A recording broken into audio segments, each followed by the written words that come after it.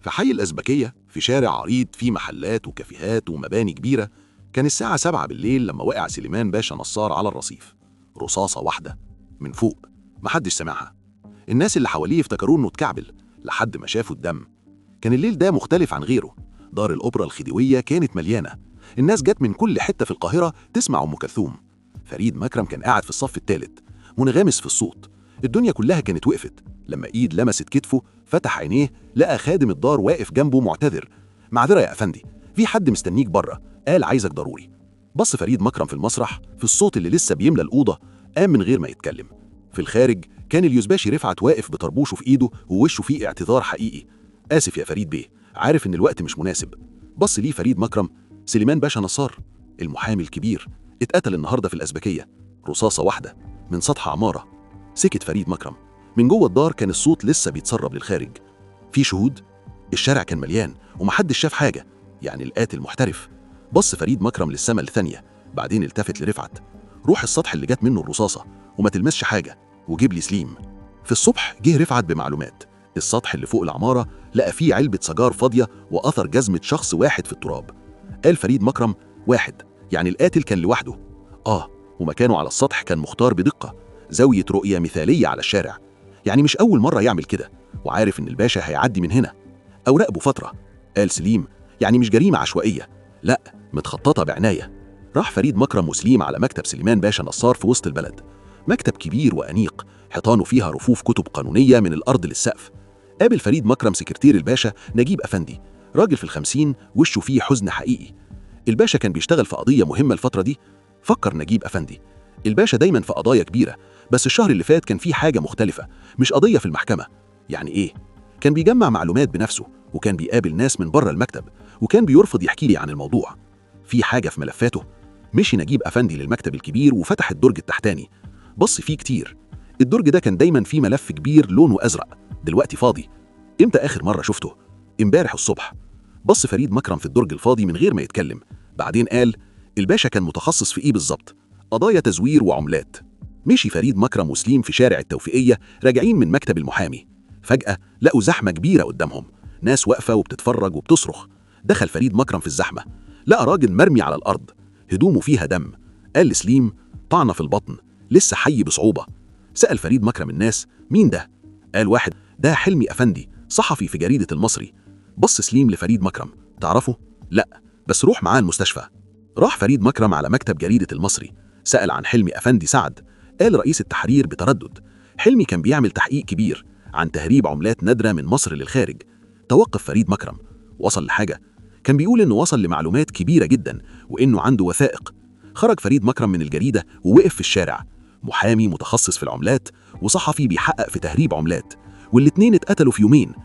قال لسليم الاتنين كانوا بيشتغلوا في نفس الموضوع، وواحد خاف من الاتنين. بعد يوم واحد جه خبر إن جثة اتلقت في النيل.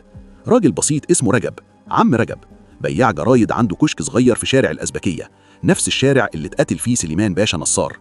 قال سليم يعني كان شايف حاجة. وحد عرف إنه شاف، بس إزاي وصلوا له بالسرعة دي؟ مشي فريد مكرم في أوضته، لأن القاتل مش مجرد قاتل، ده تنظيم كامل، عنده ناس بتراقب وبتجمع معلومات. وعم رجب كان زي ما يكون موقفه وسط الأحداث من غير ما يعرف، ومحدش بيفكر في البياع البسيط. فريد مكرم وسليم ورفعت قضوا أسبوع كامل بيسألوا، في البنوك، في المحاكم، عند تجار العملات، عند الصرافين، في أرشيف الجرايد. مطلعش اسم واضح، كل حد كان بيتكلم بهمسات، وكل واحد خايف. قال رفعت بغضب محدش عايز يتكلم، الخوف ده بيقول إن اللي وراه كبير. في اليوم السابع لقوا صراف قديم في حي المسكي، راجل في السبعين، مش عايز يتكلم في الأول. بعد ساعة من الكلام الهادي قال بصوت واطي جدا في راجل اسمه شكري بك الوراق، بس أنا ما قلتلكش حاجة، وقفل بابه. أخد فريد مكرم أسبوع تاني يجمع معلومات عن شكري بك الوراق، رجل أعمال كبير عنده مصانع وعقارات، اسمه نضيف في منطقة باب الشعرية، بس فيه همسات إن ثروته جاية من حتة تانية. راح فريد مكرم على مكتب شكري بك في وسط البلد، مكتب فخم في الدور الخامس، إطلالة على القاهرة كلها. شكري بك كان راجل في الخمسين، جسمه ضخم ووشه فيه ابتسامة دايمة، لابس بدلة إنجليزية أنيقة. قعد فريد مكرم قدامه وبص ليه من غير ما يتكلم. ثانية، 2، 3، بعدين قال سليمان باشا نصار. مفيش أي تغير حصل لشكري بك، ربنا يرحمه، خبر حزين. حلمي أفندي سعد سمعت إنه اتطعن في الشارع. عم رجب. مش عارف مين ده. قام فريد مكرم ومشى للباب. عند الباب التفت. شكري بك، التحقيق هيكمل. بعد يومين راح فريد مكرم على بنك باركليز في وسط البلد. قعد قدام المدير. محتاج أتفرج في حسابات شكري بك الوراق. بص المدير ليه وهو قلقان. ده طلب رسمي؟ هيبقى رسمي لو ما تعاونتش. في نفس اليوم المدير بلغ شكري بك، وفي الليل جه خادم شكري بك على فريد مكرم. سيدي عايز يتكلم. في مكتب شكري بك الساعة 10 بالليل كان شكري بك قاعد على كرسي، بس الابتسامة الدايمة اختفت. بص لفريد مكرم. عارف إنك مش هتقف. مفيش رد من فريد مكرم.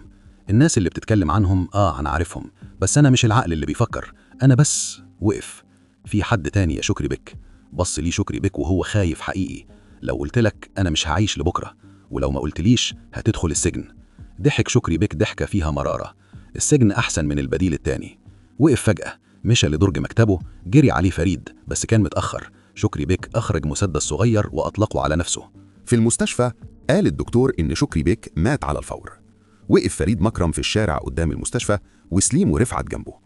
قال رفعت بإحباط: خلاص الموضوع وقف، الأدلة راحت والمتهم الوحيد مات. بص فريد مكرم في الشارع الفاضي. شكري بيك انتحر عشان يحمي حد، مش عشان خاف من السجن. يعني إيه؟ يعني اللي وراه أهم منه وأخطر. طلب فريد مكرم من رفعت يجيب له كل معلومة عن عيلة شكري بيك الوراق. في الصبح جه رفعت بملف فتحه فريد مكرم وقرأ: شكري بيك الوراق مولود 1878، عنده أخ اسمه كمال الوراق مولود 1882، مات في حادثة غرق في الإسكندرية سنة 1910. الجثة ما اتلقتش.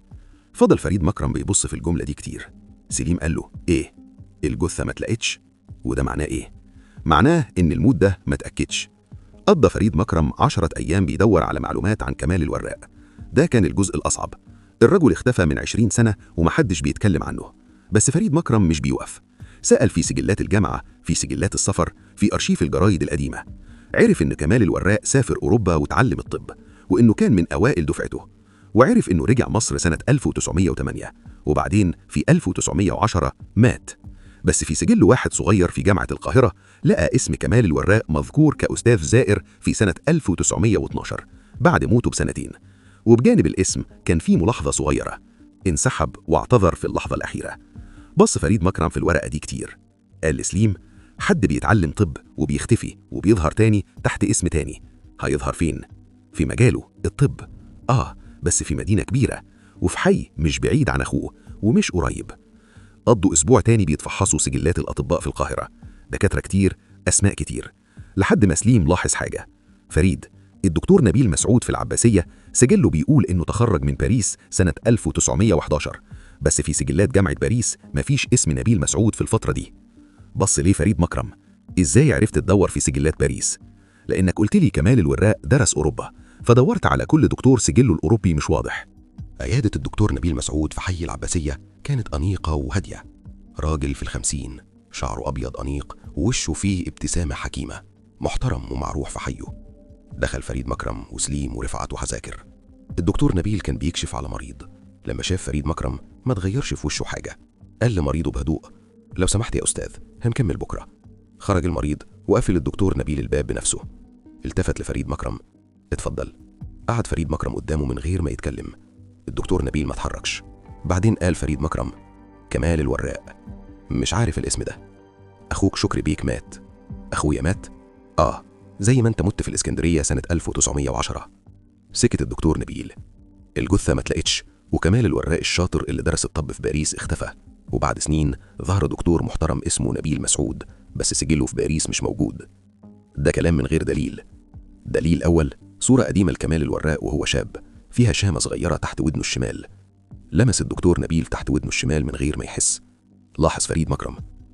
دليل تاني: سليمان باشا نصار كان صاحب عيلة الوراق من زمان، وكان عارف إن كمال مش ميت، وكان جمع وثائق بتثبت إن الدكتور نبيل مسعود هو كمال الوراق، وإنه هو العقل المدبر لشبكة تهريب عملات نادرة. وثائق محدش شافها.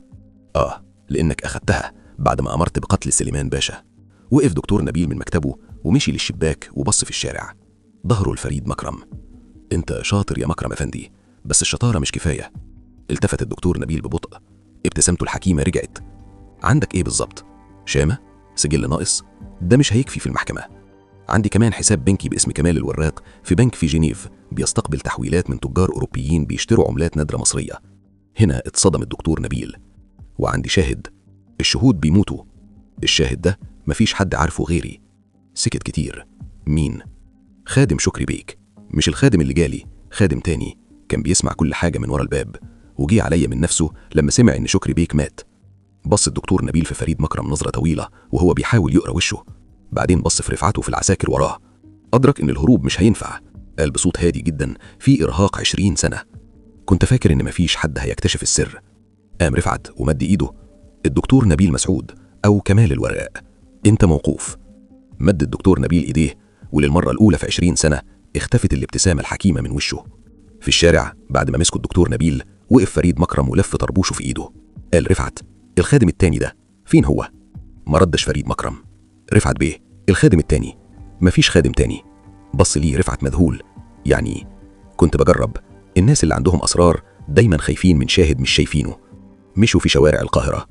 قال سليم وسليمان باشا وحلمي أفندي وعم رجب. توقف فريد مكرم.